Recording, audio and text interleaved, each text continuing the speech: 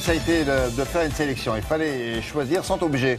Alors, lesquels? Et puis des objets qui ont été transformés. C'est-à-dire que quand on invente une machine à faire quelque chose et on la rend belle pour pouvoir mieux la vendre. Oui, c'est ça. Alors, et vous savez combien je suis quand même défendrice, défendatrice, défenseuse, on dit comment? Défendresse. Défendresse du... Oh oui, j'adore. Défendresse du design. Et là, je trouve que cette exposition, elle tape dans le mille. C'est-à-dire que c'est exactement ça qu'il faut démontrer. Que le design est partout dans notre quotidien et valorise extrêmement les objets ou les inventions. Exemple, Cocotte Minute, oui. C'est Papin qui invente la notion, le principe. Et puis, grâce au design, grâce à l'apport du dessin, eh bien, ça devient un objet usuel qui nous sert à nous, utilisateurs. Autrement dit, on s'en serait peut-être pas autant servi, n'aurait peut-être pas eu autant de succès s'il n'y avait pas eu un dessinateur qui aurait arrangé la machine, quoi. Exactement. Et puis surtout un dessinateur qui l'aurait arrangé, mais pas seulement pour que ça soit beau, mais aussi pour l'usage. Parce que ça, c'est ce qu'on appelle vraiment du design industriel. Alors justement, les scénographes de cette exposition qui s'appelle Invention, Design, et qui est donc au Musée des Arts et Métiers, qui est un musée fabuleux à Paris, eh bien, ces scénographes, ce sont les Sismo, et ce sont deux designers industriels, justement. Donc ils ont vraiment le sens de ça. Ils s'appellent comment? Ils s'appellent les Sismo, mais Fenoglio. Mince, j'ai un trou de mémoire. Sismo, ça s'écrit... S-I-S-M-O. Et Frédéric Lecourt. D'accord. Et on a vu Antoine Feneglio. Regardez.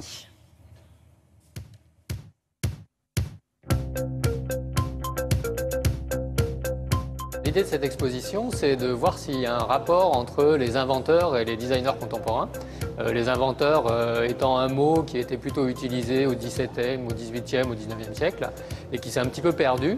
Et aujourd'hui, les designers contemporains deviennent de plus en plus inventifs avec notamment l'évolution de la société, avec le numérique, les nouvelles technologies et la nécessité de finalement faire des ponts entre tous ces univers.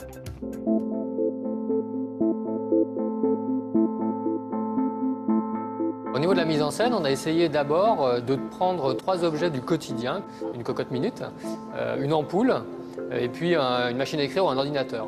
Et de voir finalement quand avait été posée l'invention et qu'est-ce qui avait fait que le designer avait modifié cette invention et finalement pour apporter quoi.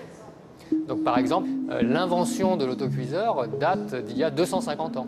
Et c'était au départ pas du tout prévu pour être quelque chose lié à la cuisine, mais quelque chose lié à la maîtrise de la vapeur. Donc ça, c'est Denis Papin qui a inventé ça.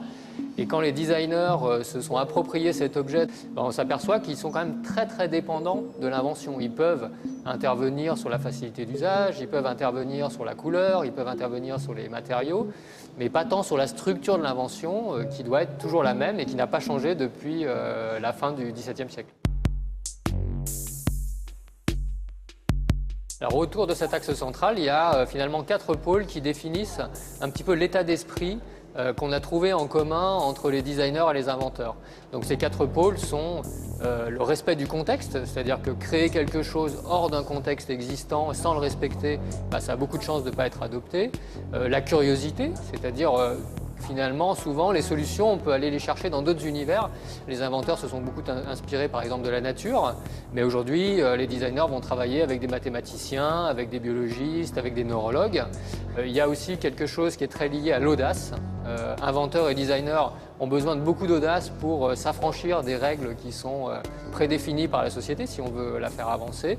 Et puis enfin, l'essentiel. C'est souvent l'inventeur et le designer, aujourd'hui, s'intéresse assez peu à l'ornementation, c'est-à-dire qu'il va plutôt faire en sorte que ça fonctionne et que ça soit approprié par les usagers, plutôt que de commencer par faire du style ou la peau de l'objet. Il y a sûrement une nouvelle génération de designers qui est arrivée peut-être avec le travail qu'a fait James Dyson sur les aspirateurs, etc., qui a été quelqu'un qui est à la fois ingénieur et designer et qui a pris le risque de produire lui-même les objets qu'il concevait avec une réussite en termes de design formel qui est très forte et une réussite en termes de technologie qui est très forte.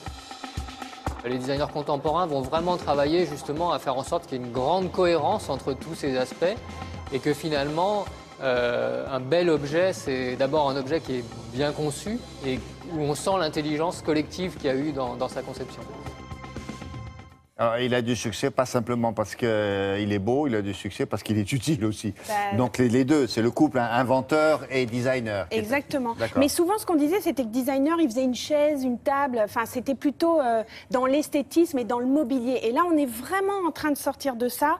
Et enfin, on le savait, mais je veux dire, le grand public a vraiment conscience de ça, que d'ailleurs, du coup, les industriels aussi, ça veut dire que des industriels peuvent aller chercher des designers, et notamment des jeunes designers qui sortent d'école en se disant, tiens, bah oui, l'apport du design et l'apport du dessin va aussi améliorer la chaîne de fabrication, va améliorer l'objet et du coup va doper les ventes. C'est aussi ça, ça a un but économique. Au musée des Arts et Métiers, alors jusqu'en mars, hein, franchement. Alors prenez votre temps, voilà. On pourra peut-être en reparler. Oui, oui.